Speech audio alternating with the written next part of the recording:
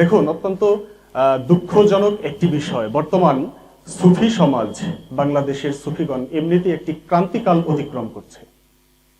আমরা খুব দুঃসময়ের ভেতর দিয়ে যাচ্ছি এই সময়টাতে। একদিকে ওহাবি খারেজি আগ্রাসন, সুফিদের ওপর চলমান ওহাবি খারেজি আগ্রাসন, ইতিহাসের জঘন্যতম, ইতিহাসের নিষ্ঠুরতম, নির্মমতম, বর্বরতম আগ্রাসন চালানো হয়েছে সুফি এবং সুফি স্থাপনা সমূহের উপর। এখনো ওহাবি খারেজিদের তীব্র জাতাকলে আমরা পিষ্ট। অপরদিকে দুঃখজনক বিষয়, দুঃখের সাথে আজকে দাঁড়াতে হয়েছে এই বিষয় আলোচনা করার জন্য। আমাদের সুফিদের ভেতরে